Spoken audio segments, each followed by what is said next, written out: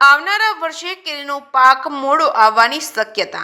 ધારી તાલુકાના મોટા ભાગના ગ્રામ્ય વિસ્તારોમાં બાગાયતી પાક તરીકે ઓળખાતી કેરીનું ઉત્પાદન મેળવવામાં આવે છે, જે ખેડૂતો પોતાની વાડીએ આંબાની કલમનું વાવેતર કરી મોટા કરે છે અને સિઝન દરમિયાન આ તમામ આંબાઓ કેરીના વેપાર કરતા વેપારી સાથે કોન્ટ્રાક્ટ કરીને કોન્ટ્રાક્ટ આપે છે અને જેમાં સૌરાષ્ટ્રની ભાષામાં ઇજારો તરીકે ઓળખવામાં આવે છે। ફળોમાં રાજા કહેવાતી કેસર કેરી આમ પણ લોકોનું માનીતું ફળ છે। ઉનાળાની શરૂઆત થતાં જ માર્કેટમાં ખાકડી તરીકે ઓળખાતી નાની કેરીઓનું પણ વેચાણ થવા માંડે છે। ત્યારબાદ કેરીને આંબા પરથી ઉતારી પેકિંગ કરી લોકો સુધી પહોંચાડવામાં આવે છે। આ વર્ષે ગ્લોબલ વોર્મિંગ અને વાતાવરણની પ્રતિકૂળ અસરને લઈને કેરીના પાક મોડો આવવાની સંભાવનાઓ જણાઈ રહી છે। સૌરાષ્ટ્રની કેરીનો ઠેઠ વિદેશ સુધી વેપાર કરવામાં આવે છે। ખાસ કરીને ધારી તાલુકાના ધારાંગડી, જર, મોરજર, કણેર, વાઘોડી, હુડલી સહિતના વિસ્તારોમાં તમામ ખેડૂતો બાગાયતી પાક પર નિર્ભર છે, પરંતુ ક્લાઇમેટ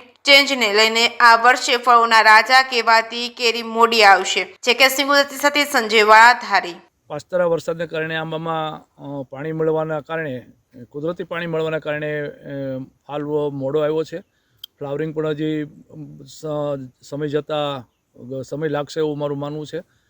આ વર્ષે કેરી છે એ દર વર્ષે એપ્રિલ મે એન્ડમાં કેરી પાક ઉપર આવી જતી, પણ મોડું ફ્લાવરિંગ થવાના કારણે મે એન્ડમાં કેરી આવશે, એટલે કે મહિનોની આસપાસ મોડું થશે એવું લાગે છે।